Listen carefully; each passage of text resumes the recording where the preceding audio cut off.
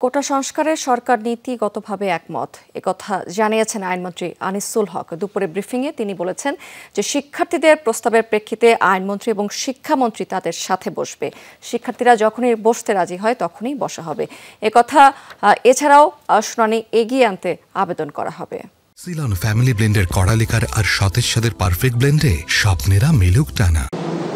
সেই মামলাটা শুনানিটা এগিয়ে আনার জন্য ব্যবস্থা নিতে আমি সেই মর্মে বাংলাদেশের অ্যাটর্নি জেনারেলকে নির্দেশ দিয়েছি যে আগামী রবিবার তিনি বাংলাদেশের সর্বোচ্চ আদালতে আপিল বিভাগে আবেদন করবেন যাতে মামলাটার শুনানির তারিখ তারা এগিয়ে আনেন।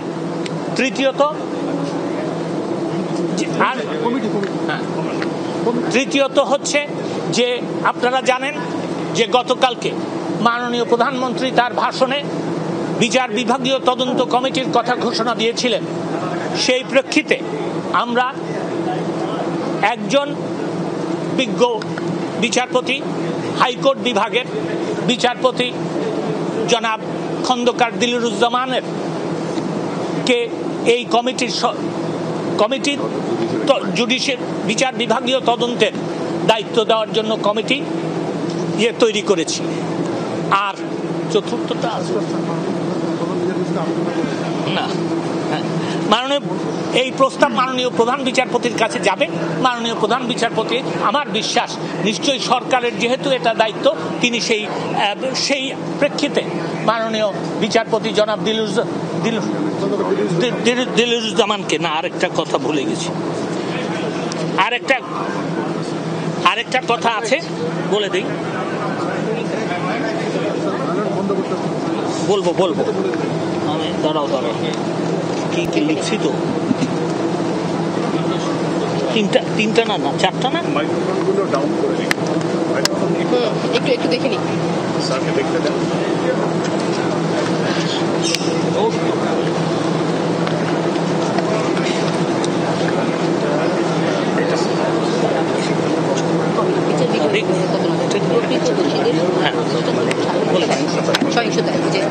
আমি এই প্রেক্ষিতে দেখেন আমরা দেখেছি এবং বিশদভাবে আমরা পরীক্ষা নিরীক্ষা পর্যালোচনা সবই করেছি।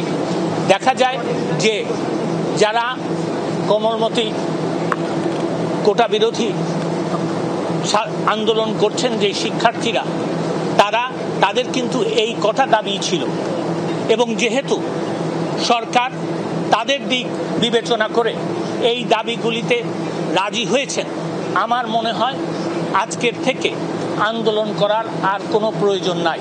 আমি সেই কারণে তাদেরকে আহ্বান জানাচ্ছি, অনুরোধ করছি, একজন পিতৃতুল্য নাগরিক হিসাবে আমি তাদেরকে অনুরোধ করছি যে তারা যেন এই সহিংসতা বন্ধ করে এবং এই আন্দোলন প্রত্যাহার বা স্থগিত করে। আমি এইটুকু বলতে চাই। আপনাদের জন্য কোনো প্রশ্ন থাকে আমি নিতে রাজি আছি। আজকে তারা প্রস্তাব দিয়েছে তারা আলোচনা করতে রাজি আছে। আজকে আমরা রাজি হয়েছি। এটা দেরি কোথায় হলো আপনি আমাকে বলে দেন। সরকার কি আদর্শিকভাবে কোটা সংস্কারের পক্ষে যাচ্ছে কি যাচ্ছে না আমি পরিষ্কারভাবে একটা কথা বলতে চাই। আমি এর আগেও বলেছি, আমি এখনো বলছি, মামলাটা আদালতে আছে, তাও সর্বোচ্চ আদালতে। আমরা অবশ্যই যখন এই আদালতে আপনার মামলার শুনানি শুরু হবে সরকার পক্ষ একটা প্রস্তাব এই কোটার ব্যাপারে দিবে এবং আমার মনে হয় যে আমরা যেহেতু সংস্কারের পক্ষে এই প্রস্তাব দিব কোটা সংস্কার করার জন্য, সেই জন্য আপনারা বলতে পারেন যে আমরা কোটা সংস্কারের পক্ষে।